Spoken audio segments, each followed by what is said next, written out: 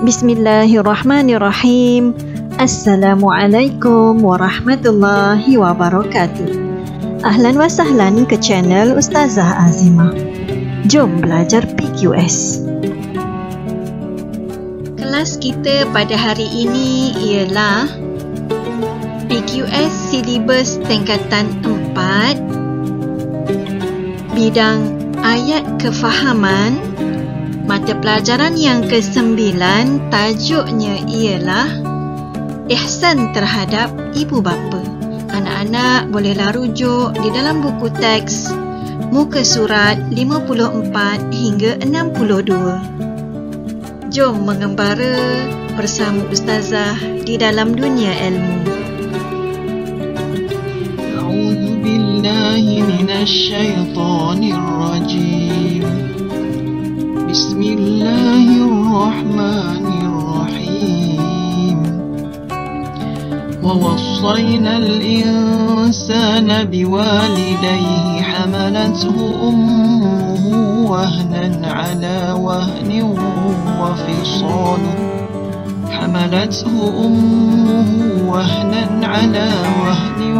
وفصاله في عامين أن اشكر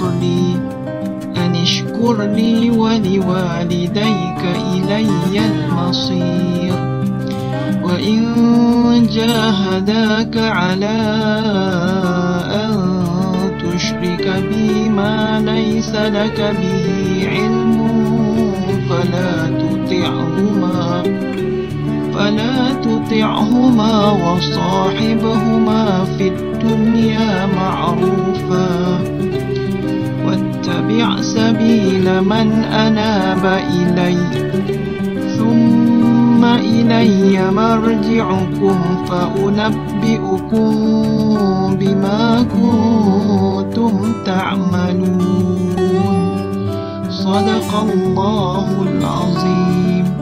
Surah Luqman ayat 14 hingga ayat 15. Maksudnya, dan kami telah memerintahkan manusia agar melakukan kebaikan kepada kedua ibu bapanya.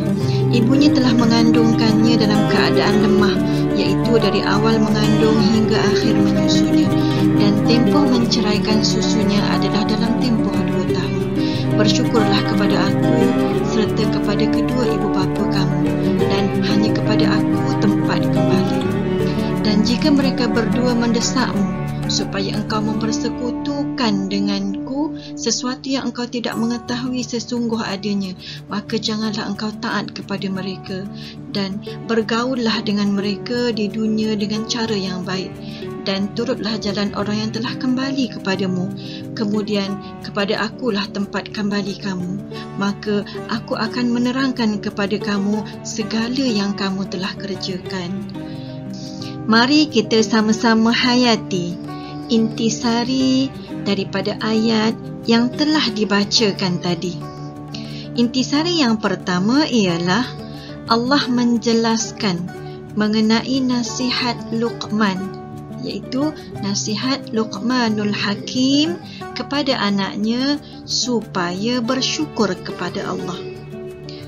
Intisari yang kedua ialah setiap anak wajiblah melayani kedua ibu bapa dengan baik bagi membalas jasa yang telah mereka lakukan terhadap kita.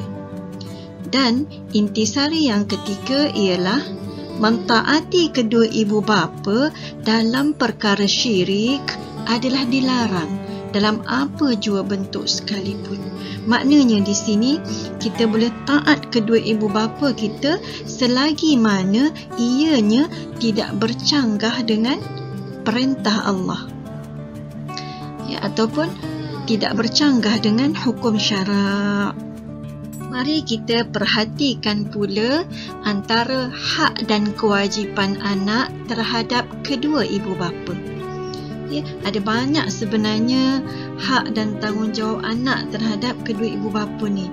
Antaranya ialah yang pertama, taat kepada ibu dan bapa selagi mana tidak bercanggah dengan syarak. Yang kedua, menjaga kedua ibu bapa, lebih-lebih lagi ketika mereka sakit, ketika mereka uzur. Yang ketiga, melaksanakan wasiat selepas kematian kedua ibu bapa. Dan yang keempat ialah mendoakan kebaikan untuk kedua ibu bapa kita. Cara berbuat baik terhadap ibu dan bapa. Yang ini juga sebenarnya ada banyak cara, ya. Kita ambil beberapa sahaja. Yang pertama ialah sentiasa menziarahi kedua ibu bapa sekiranya kita tinggal berasingan dengan kedua ibu bapa kita. Yang kedua ialah merendahkan suara ketika bercakap dengan ibu bapa. Maknanya di sini kita kena cakap dengan lemah lembut kepada kedua ibu bapa kita. Yang ketiga, menggembirakan hati kedua ibu bapa kita ketika mana ibu bapa kita sedang berduka. Dan yang keempat ialah menjaga harta kedua ibu bapa dengan sebaik-baiknya, dengan penuh amanah, dengan rasa ikhlas, ya. Kepentingan berbuat baik terhadap ibu bapa. Yang pertama ialah mendapat keberkatan dalam hidup. Yang kedua, dapat melahirkan masyarakat yang berakhlak mulia kerana baik dan menyantuni ibu bapa. Di samping itu, lahir juga masyarakat yang bersifat penyayang. Yang ketiga, melahirkan keluarga yang bahagia. Kita dapat melahirkan baiti jannati.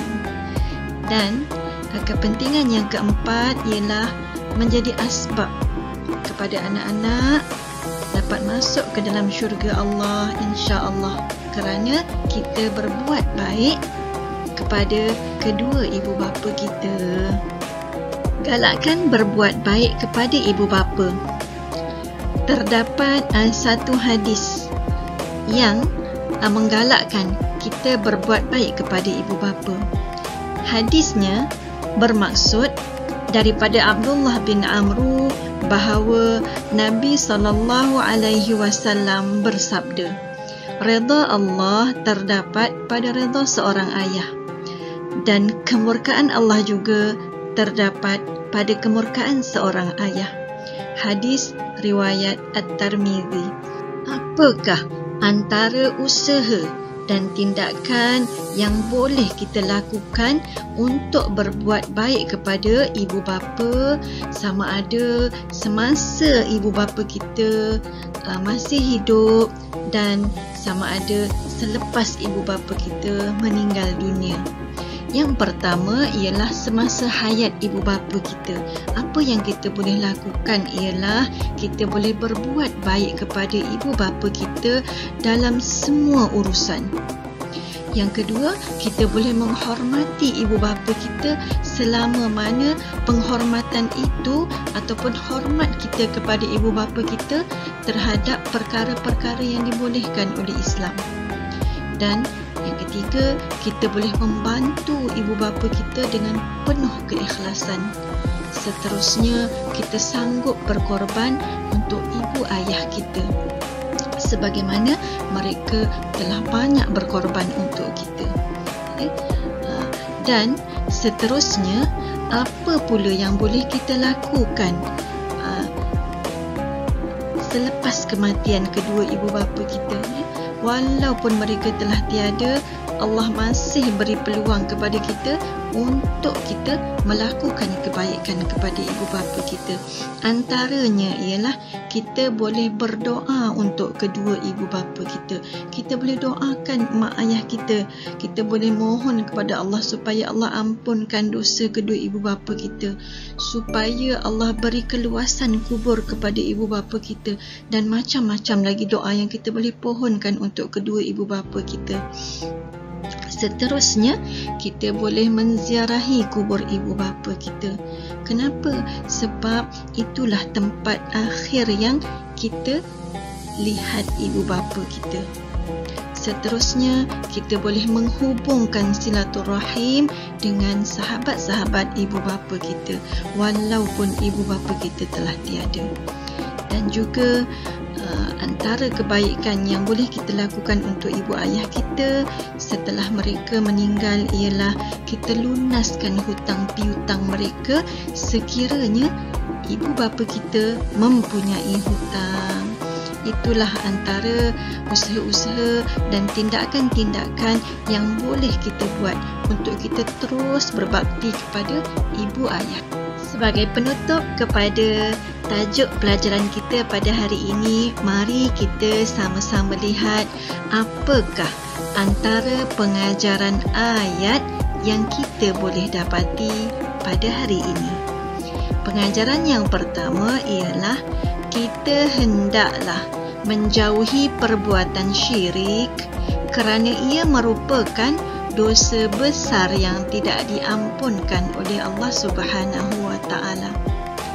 Pengajaran ayat yang kedua ialah kita wajiblah mentaati kedua ibu bapa kita dalam perkara-perkara kebaikan sahaja, bukan terhadap perkara maksiat.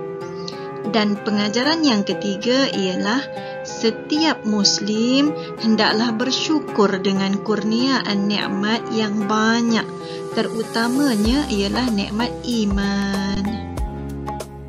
Sama-sama ini Ustazah sertakan beberapa latihan pengukuhan. Anak-anak bolehlah cuba membuatnya ya. Setakat ini dahulu Kembara Cinta Ilmu bersama Ustazah pada kali ini. Mudah-mudahan kita semua dapat sama-sama menghayatinya dengan baik dan moga-moga kita dapat mengamalkan mutiara-mutiara ilmu yang kita perolehi pada hari ini. InsyaAllah kita akan bertemu di lain kesempatan. Dan jangan lupa ya anak-anak, mohon anak-anak jawab soalan kuis yang Ustazah sediakan linknya di ruangan description di bawah.